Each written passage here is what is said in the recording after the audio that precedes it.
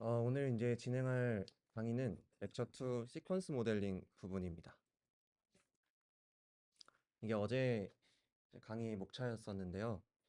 수현님이 이제 기본적인 틀을 잘 잡아주셔가지고 이제 이 강의에 대한 흐름은 웬만하면 좀 유지를 하되, 사실 이 내용들이 대학 강의에서 했을 때 거의 한 달 이상 걸리는 되게 많은 내용들인데 너무 하이 레벨로 다뤄지고 있는 것 같아서 좀 생각할 만한 부분들이랑 좀 로우 레벨로 들어갈 수 있을 만한 부분들 좀 선별해가지고 제가 제가 강의하기 편하게 조금 재구성을 했고요. 그래서 이제 변경된 아웃라인은 그 이제 워드 임베딩 부분을 이제 RNN 전에 간단하게 먼저 설명드린 다음에 BPT BPTT 저 이제 백프로포게이션 숄타임 부분에서는 조금 수식 같은 것들도 좀 넣을 예정이고요. 인덕티브 바이어스라는 관점에서 이 RNN과 LSTM 같은 아키텍처들의 고민을 한번 해보면 좋을 것 같고, 그리고 이제 여기에 더해서 LSTM에 대한 이론적 내용과 단순 이제 이론적 내용을 벗어나서 현재는 이제 어떻게 쓰이고 있는지, 그리고 어떻게 발전을 하고 있는지 이런 것들에 대해서 간략하게 한번 확인해보는 시간을 갖도록 하겠습니다.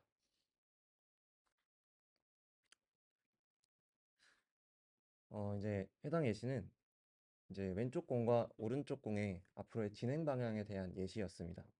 이제 두 경우에 이제 앞으로의 진행 방향 판단에 있어서 이제 가장 큰 영향을 미치는 것이 이전까지의 이 공의 흐름이었습니다. 그래서 이제 왼쪽의 경우는 앞선 맥락이나 어떠한 흐름에 대한 정보가 나와 있지 않기 때문에 사실 우리가 어떤 방향으로 공이 움직일 거다라고 예측하는 것은 좀 불가능하다고 생각하고, 오른쪽의 경우는 이전에 오른쪽으로 계속 움직이고 있었다는 맥락에 대한 정보가 있기 때문에 앞으로도 오른쪽으로 갈 확률이 높다, 이렇게 예측을 하는 것이 가능하고 타당하다고 할 수 있겠습니다. 이처럼 이러한 시퀀스 데이터들은 시간의 흐름이 반영된 데이터들이라고 할 수 있는데요. 어, 대표적인 이제 예시들이 이런 오디오 데이터, 텍스트 데이터, 그리고 비디오 데이터 등등이 있었습니다. 이러한 시퀀스 데이터의 특징들을 하나씩 살펴보면, 일단 첫 번째, 순서가 굉장히 중요합니다. I love you라는 말과 you love I라는 말이 다르고요. 그리고 이제 커저비티, 즉 인과관계에서도 볼 수 있듯이 컵이 깨지고 사람이 놀란 것과 사람이 놀라서 컵이 깨진 것은 이제 명백하게 다른 사건입니다. 그리고 이제 두 번째는 이제 롱텀 디펜던시인데요. 그 저 문장을 보시면 If you open the blue door and walk inside, you will find the 물음표 이렇게 나와 있는데, 저 물음표에 해당하는 답을 찾기 위해서는 블루 도어라는 곳에 문을 열고 들어갔다라는 이러한 디펜던시가 있어야 올바른 정답을 내릴 수 있습니다. 그리고 이 파이낸셜 데이터 같은 경우는 이제 주식을 해보신 분들은 좀 알 것 같은데, 이제 이전의 그 고점, 이전의 저점 같은 것들이 앞으로의 주가에 영향을 미치는 이러한 경우가 될 수 있겠고요. 그리고 이제 세 번째 특성은 길이가 고정되어 있지 않다는 뜻입니다. 이제 어떻게 보면 두 문장은 같은 의미를 갖고 있는 문장들인데 길이가 서로 다릅니다. 근데 이러한 모델이 만약 이제 시퀀스 데이터를 처리하는 모델들은 이러한 가변적인 길이들을 처리할 수 있어야 합니다. 이처럼 이 시퀀스 데이터는 몇몇 특이한 특성들을 가지고 있는데요. 이러한 특성을 지닌 시퀀스 데이터를 처리하려면 특수한 구조를 가진 이런 RNN이나 LSTM, 트랜스포머 같은 시퀀셜 모델들이 필요합니다. 그래서 이에 대해서 한번 하나하나 알아보도록 하겠습니다. 일단 RNN에 대해 알아보기에 앞서 기초라고 할 수 있는 워드 임베딩에 대해서 간략하게 한번 보고 넘어가겠습니다. 이 넥스트 월 프레딕션 상황을 한번 가정을 해보겠습니다. 여는 이제 컴퓨터를 활용한 태스크들이 다 그렇듯이 이러한 자연어와 같은 데이터도 결국 컴퓨터가 이해하려면 숫자로 변환을 해서 모델에 입력을 해주어야 합니다. 이 숫자로 변환하는 방식은 이제 나이브하게 크게 나눴을 때 원하드 임베딩과 럴드 임베딩 방식이 있었습니다. 원하드 임베딩 같은 경우는 이제 각 보캐블러리에 대해서 하나하나 이제 인덱스를 매겨서 저기 이제 원하드 임베딩으로 써 있는 것처럼 이제 되게 스파스한 리프레젠테이션을 하는 방법이었고요. learned embedding 같은 경우는 저렇게 특정한 차원의 어떠한 그 단어들을 벡터로 매핑하는 그런 방법이었습니다.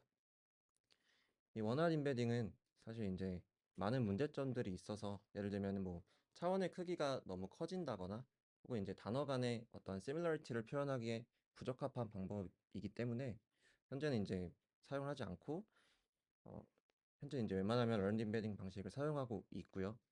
이 모든 모델에 들어가는 이러한 텍스트들은 이러한 임베딩을 항상 거쳐야 한다라고 말씀을 드리겠습니다. 이렇게 변환된 벡터를 사용해서 시퀀스 모델링을 수행을 합니다. 네, 시퀀스 모델링에 어려움 세 가지가 있었습니다. 이제 앞선 프로퍼티와 이제 거의 동일한데요. 일단 가변 길이의 인풋을 처리를 해야 하고요. 그리고 롱텀 디펜던시를 모델링할 필요가 있으며, 이제 순서 정보에 대한 차이점을 모델이 잘 캡처할 수 있도록 해야 했습니다. 네, 이런 어려움들을 처리하기 위한 그런 방법으로 시퀀스 데이터를 처리하기 위한 시퀀스 모델들이 이루어졌다고 할 수 있겠습니다. 이제 앞서 배웠던 이 기본 퍼셉트론과 이제 피드포워드 네트워크를 한번 다시 살펴보겠습니다. 기존의 네트워크는 앞서 말씀드린 특성을 지닌 이러한 시퀀스 데이터를 처리하기에는 사실 적합한 구조가 아니었습니다. 이렇게 여러 입력을 받지만 이 데이터들이 순차적으로 처리가 되는 것이 아니고 시퀀스에 대한 정보가 이제 별도로 들어가 있지 않습니다.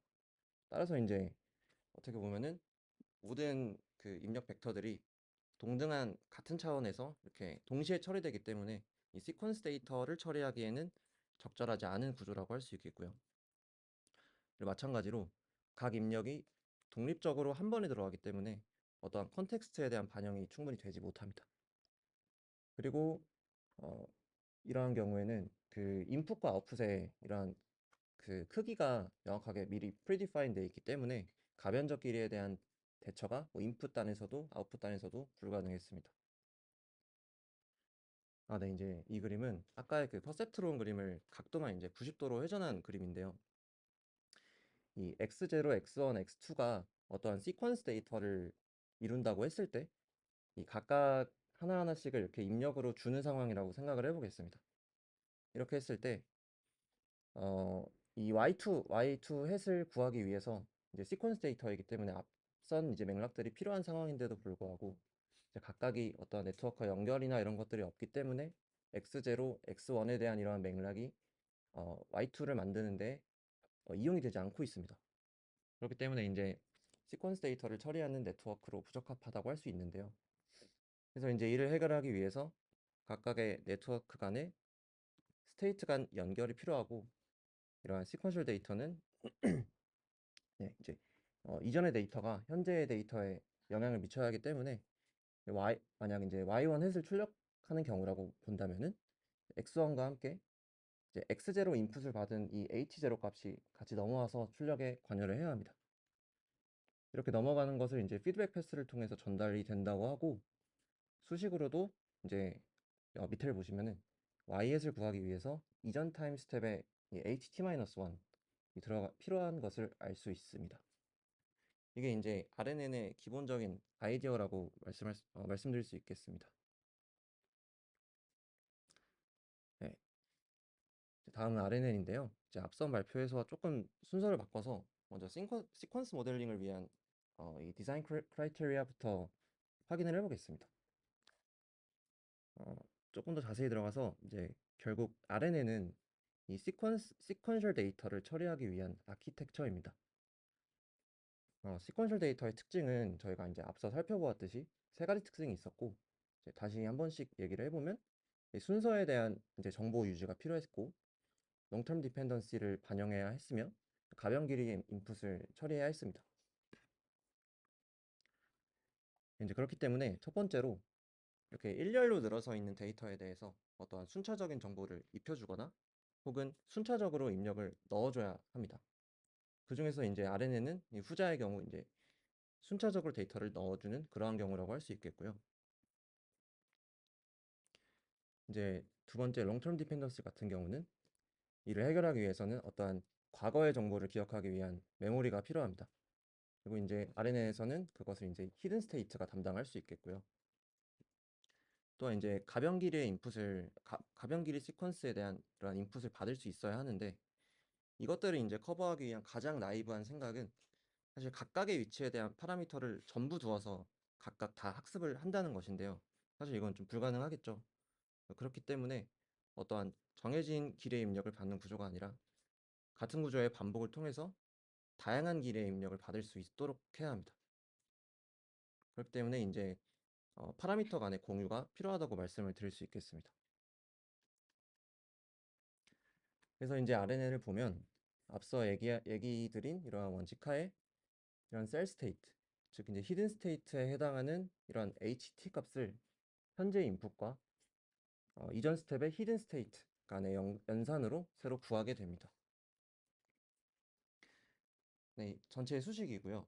전체 수식을 보면 해당 타임 스텝에 대한 이 YT는 히든 스테이트와 거기에 어떠한 가중치가 곱해져서 이렇게 나오게 되고 히든 스테이트를 이제 업데이트 할 때는 이전에 있었던 이 히든 스테이트와 이번에 이제 XT를 어떠한 인베딩을 통해서 같은 공간으로 넣어주고 거기에 이제 액티베이션 펑션을 감싸서 새로운 히든 스테이트를 출력하게 됩니다.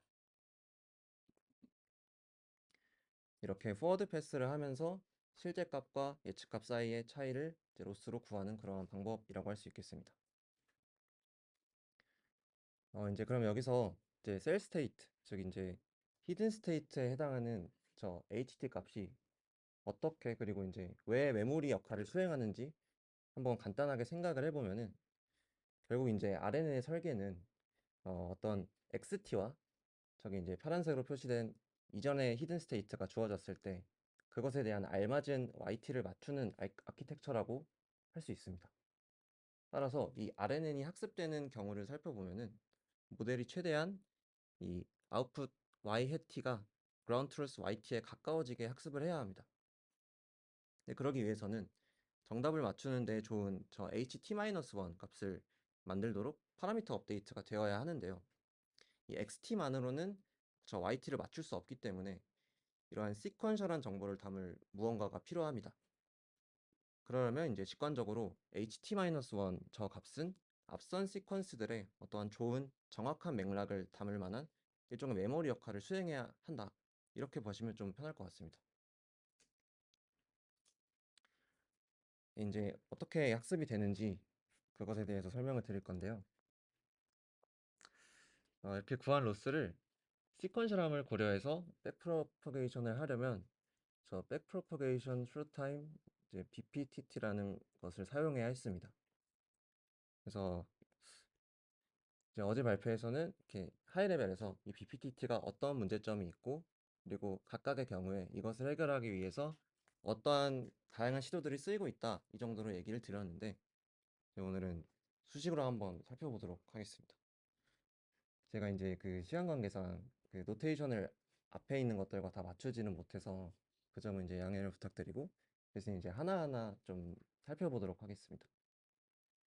이제 기존에 그 앞에서 이제 WXH, WHH, WHY 뭐 이렇게 표현됐던 것들을 이제 UWV 이렇게 파라미터로 표현을 했고요. 그리고 이제 스테이트 명에도 조금씩 변화가 있습니다. 저 A 같은 경우가 이제 인풋과 이전 히든 스테이트가 합쳐져서 바이어스까지 더해진 값이고 그것에 이제 액티베이션 펑션이 곱해지면은 H라고 할 수 있겠고요. 아웃풋 O이고 여기에다 이제 최종 출력 액티베이션 펑션을 곱해져서 이제 이런 F가 나온다고 할 수 있겠습니다. 그리고 이제 로스는 간단하게 스퀘어드 에러를 사용한다고 한번 가정을 해보겠습니다. 일단 첫 번째로 저 그 V의 경우는 피드백 패스와 이제 W가 있는 이 피드백 패스와 별개이기 때문에 간단하게 구할 수 있습니다.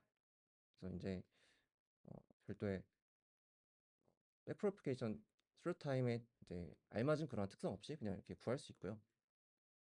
이제 W부터 이제 문제가 생기게 되는데 그 피드백 패스에 있는 파라미터가 이 W이기 때문에 이 리커런스를 고려를 해주어야 합니다. 사실 첫 번째 수식 같은 경우, 첫 번째 로스 같은 경우는 이렇게 간단하게 좀 구할 수 있지만 두 번째 로스부터는 어, 이 로스를 이 아웃풋을 구하는데 여러 타임 스텝에 파라미터들이 계속 관여를 했기 때문에 이런 것들을 고려해서 로스를 구해야 하고요. 이것을 다시 보면은 타임 스텝마다 이 W가 반복적으로 사용되는 것이라고 할 수 있기 때문에 파라미터 경로 전체를 이렇게 따라서 누적이 되도록 해야 합니다. 로스 3 같은 경우도 이제 마찬가지겠고요. 세 번의 이제 타임 스텝에 거쳐서 W가 사용됐기 때문에 각각의 이제 누적이 되어야 합니다.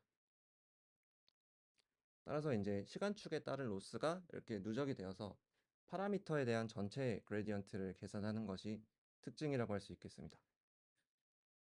이것을 보시면은 사실 3개짜리 인풋 시퀀스만 다뤘음에도 불구하고 이게 굉장히 많은 텀들이 곱해지고 있기 때문에 사실 이 길이가 길어질수록 어, 익스플로딩 한다거나 혹은 이제 베니싱 하는 이러한 문제들이 일어나는 것은 좀 당연해 보이기도 합니다. 그리고 이제 U에 대해서 살펴볼 건데 이 그림은 이 W가 아니라 U로 가고 있다고 생각하시면 될 것 같고요. U도 살펴보시면 이렇게 로스가 D 타임 스텝으로 넘어갈 때마다 텀이 굉장히 늘어나고 있는 것을 보실 수 있습니다. 마찬가지로 이제 최종 U에 대한 로스를 구하면 이렇고요. 그래서 이렇게 확인한 뒤에 이제 다시 BPTT 이 슬라이드를 확인해 보면은 계속적으로 이렇게 값들이 곱해지기 때문에 이런 익스플로딩한 현상 또는 베니싱 레디언 현상은 어, 문제가 발생할 수밖에 없다라는 것이 좀 명확해지겠습니다. 그래서 이러한 문제를 해결하기 위해서 등장한 것이 LSTM이다 이렇게 말씀을 드리겠습니다. 일단 여기까지 혹시 Q&A 질문 있으실까요? 네, 없으시면 바로 진행하겠습니다. 그리고 이제 인덕티브 바이어스는 이제 제가 어제 좀 자료를 만들면서 그 검색을 하면서 찾아가지고 이제 어떤 관점인데 이것을 같이 소개해드리도록 하겠습니다. 사실 RNN과 달리 이 Fit4 네트워크는 왜 순서를 잘 못 다루는 걸까에 대해서 이 GPT와 좀 토론을 하다가 결국 여기 이제 빨간 박스를 보시면 이 인덕티브 바이어스 즉 이제 귀납적 편향이라고 한국말로 번역을 할 수 있는데 이것이 없어서 부적절하다 이러한 논리를 펼쳤는데요. 인덕티브 바이어스가 무엇인지에 대해서 한번 살펴보겠습니다. 이 인덕티브 바이어스라는 용어가 처음 등장한 거는 저 2018년에 그 그래프 뉴럴 네트워크라는 GNN에 대해서 설명을 하는 그 딥마인드에서 소개된 논문인데요. 이걸 들어가 보시면 그 왼쪽에 풀리 커넥팅 네트워크와 다른 기존에 이제 많이 사용되던 네트워크들 뭐 예를 들면 CNN이나 RNN 이런 것들과의 그 차이를 언급하면서 GNN을 위한 빌드업 과정에서 나오는 용어인데요. 그래서 이 용어를 사용해서 이들의 차이를 설명을 하는데 이것을 이제 위키피디아에 찾아보니까 일단 학습 시에는 만나보지 않았던 상황에 대해서 정확한 예측을 하기 위해서 사용하는 어떠한 추가적인 가정을 의미한다고 합니다.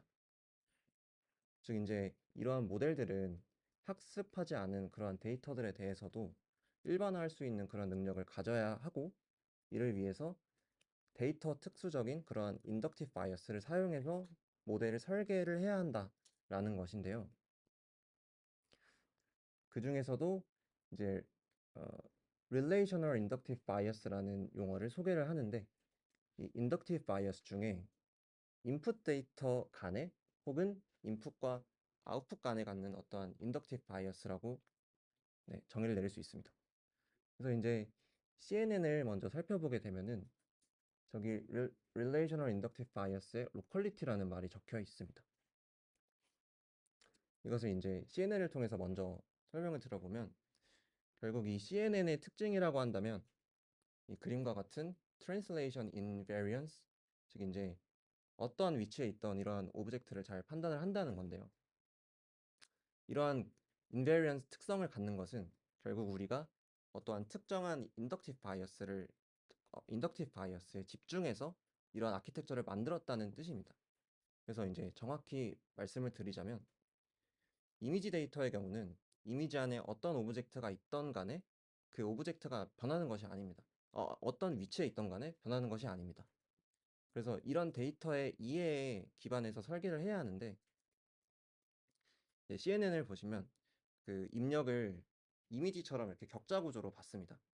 근데 그 격자 구조가 그 일반적으로 전체 이런 사진보다 작은 입력의 크기보다 작은 컨볼루션 필터를 사용해서 일부를 대상으로 이제 연산을 수행합니다.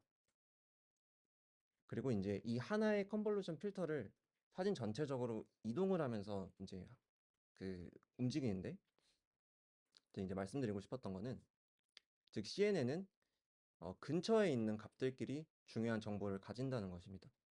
그게 이제 바로 로컬리티라는 건데 그러한 로컬리티를 신경 쓰는 인덕티브 바이어스에 기반해서 설계를 했다는 뜻입니다.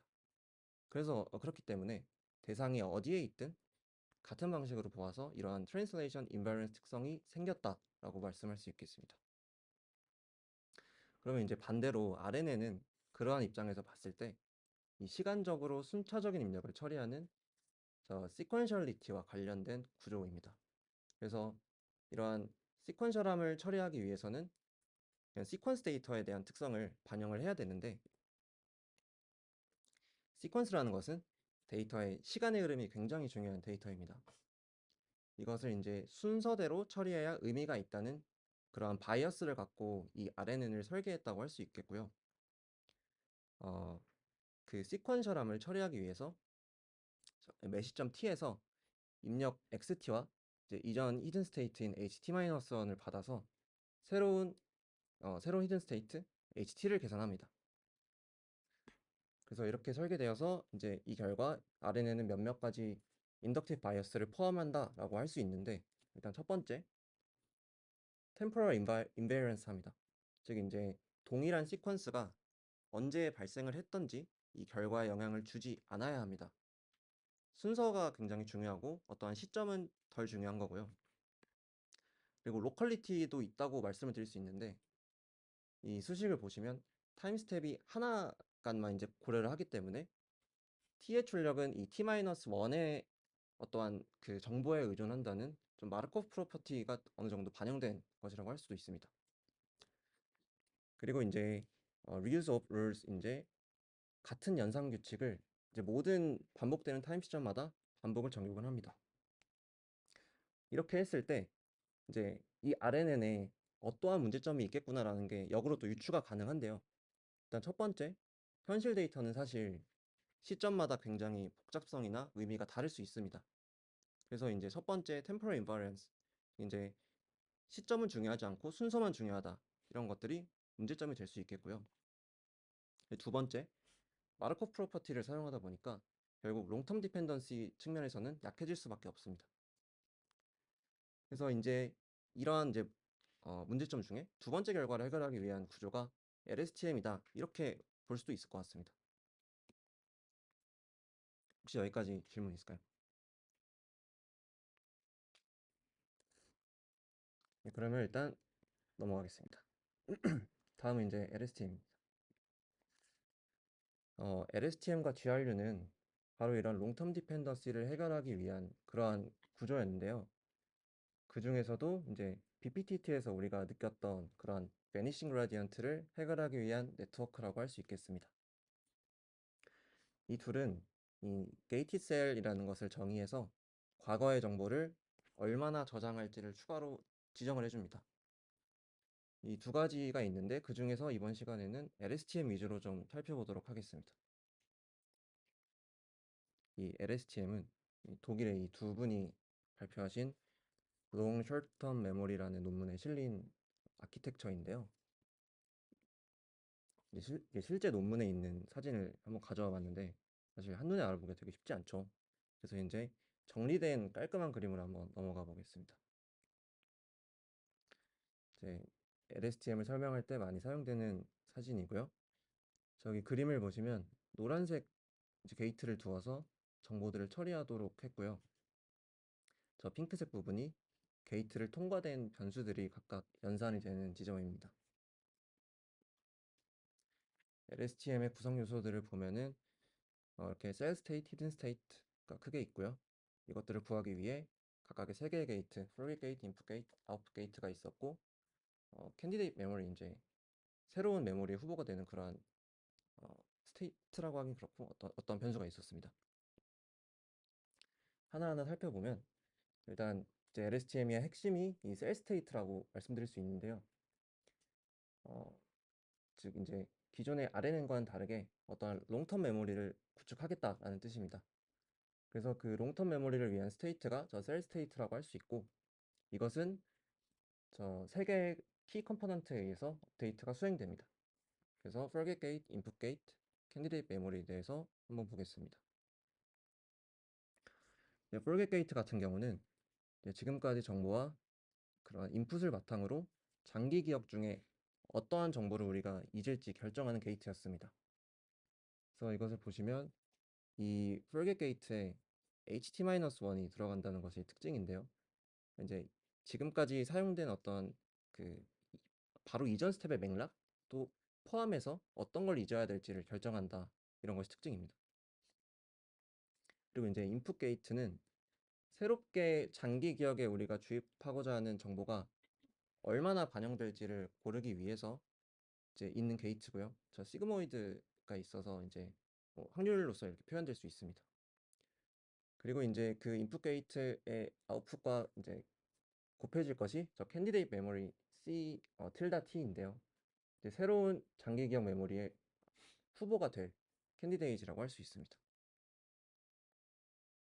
그래서 이제 이들을 기반으로 해서 이전의 셀 스테이트를 얼마나 잊을지를 결정을 했고, 새로운 이제 셀 스테이트 후보는 얼마나 주입할지 이것을 결정해서 새로운 CT를 구한다라고 할 수 있습니다.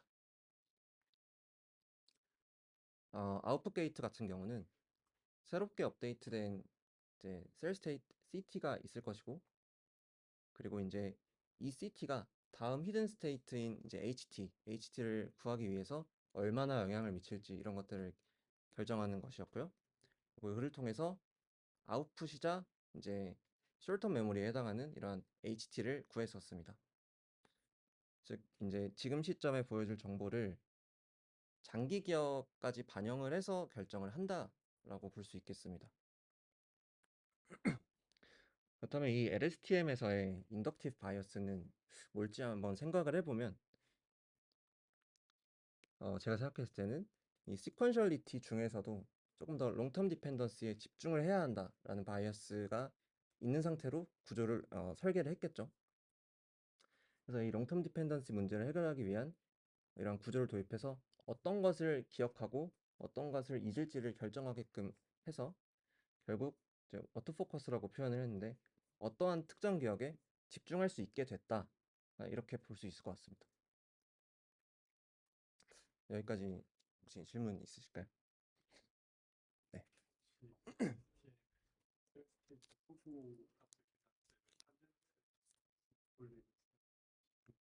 음, 네.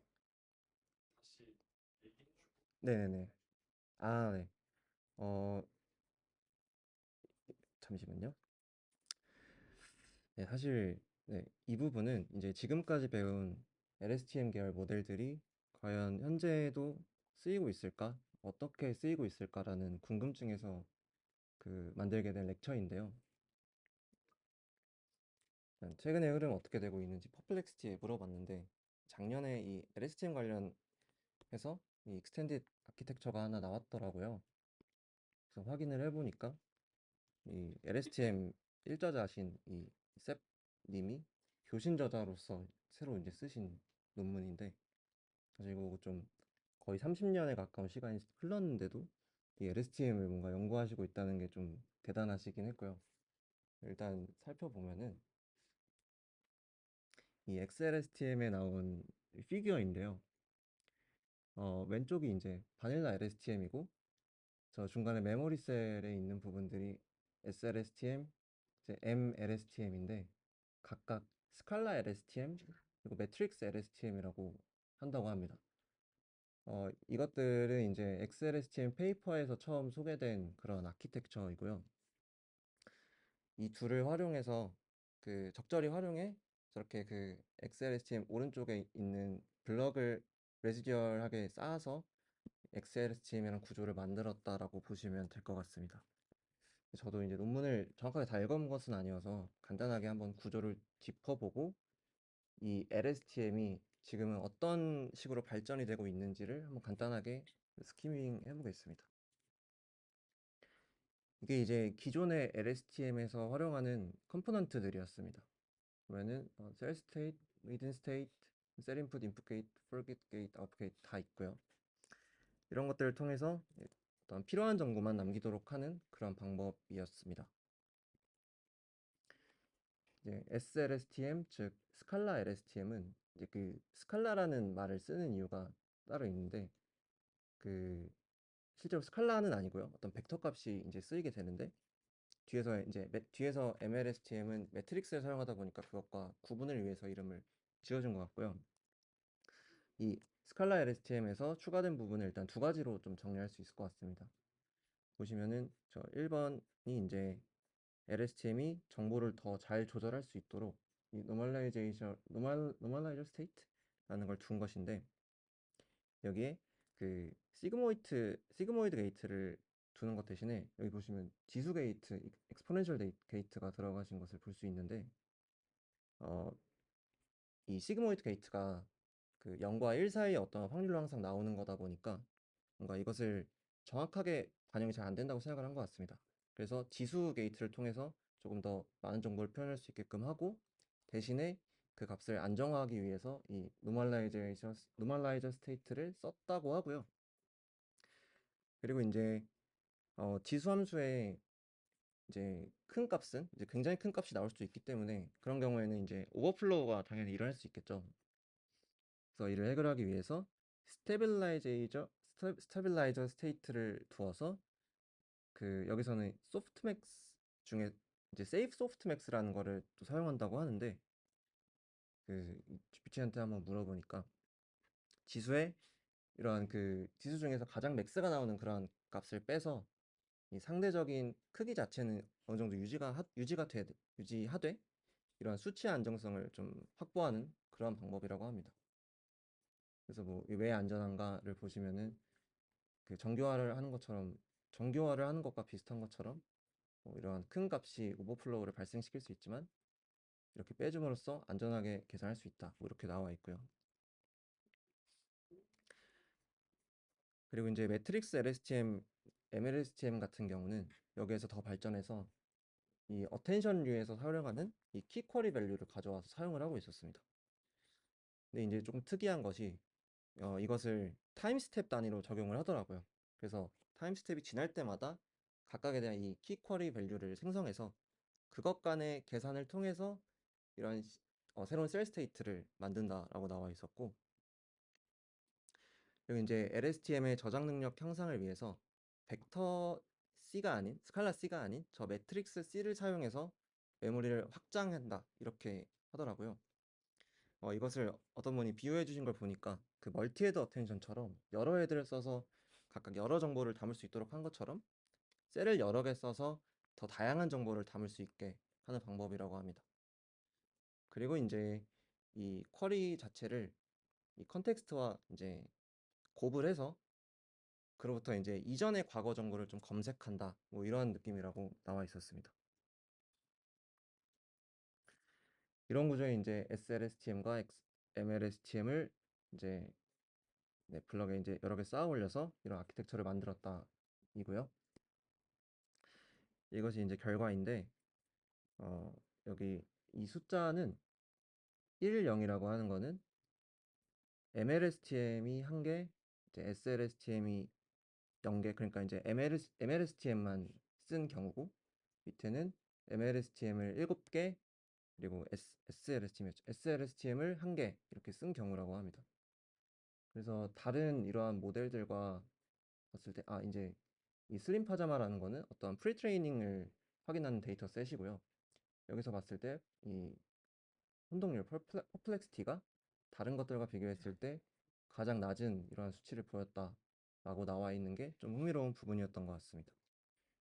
사실 이러한 시퀀셜 인풋이 들어가는 LSTM의 경우 이 병렬성이라는 문제 때문에 제가 생각했을 때는 파라미터 사이즈를 2 이상 더 키우는 거, 스케일링 하는 것은 좀 한계가 있을 거라고 생각을 하긴 하는데, 그럼에도 이런 좋은 성능을 보였다는 것이 좀 특이한 부분이었던 것 같고요.